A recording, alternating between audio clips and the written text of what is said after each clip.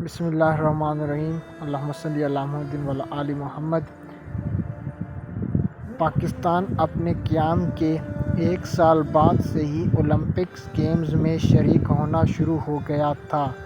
آخر بار تمغہ 1992 میں جیتا تھا۔ پاکستان نے اپنے قیام کے بعد 1948 سے اولمپک گیمز میں حصہ لینا شروع کیا اور 1992 تک 10 تمغے حاصل کیے۔ گزشتہ 32 سال سے پاکستان کو کوئی میڈل نصیب نہیں ہوا۔ سب کے ذہنوں میں یہ سوال گردش کر رہا ہے کہ آج ارشد ندیم جیولن تھرو کے فائنل میں کیا میڈل جیت کر اس قطعہ کو ختم کر لیں گے یا نہیں۔ اس سوال پر پاکستان کو اپنے پہلے اور دوسرے اولمپکس میں کوئی میڈل نہ ملا۔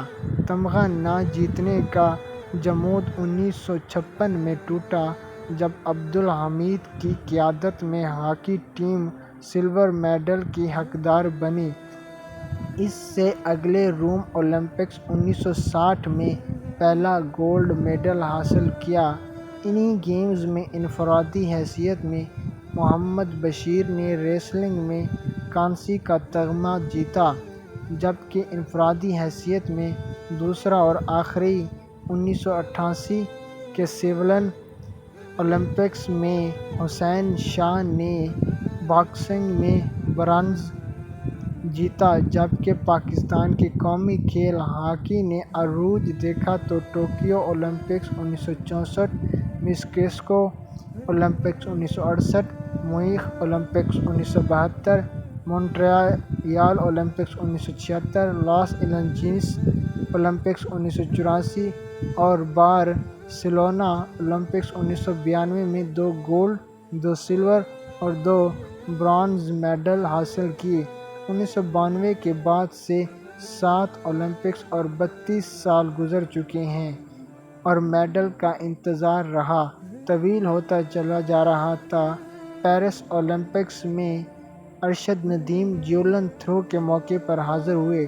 ارشد ندیم نے ہی کامیابی دکھائی اور انہی سے امیدیں تھیں۔ آج ارشد ندیم نے 14 اگست پر اپنی قوم کو یہ اعزاز دیا۔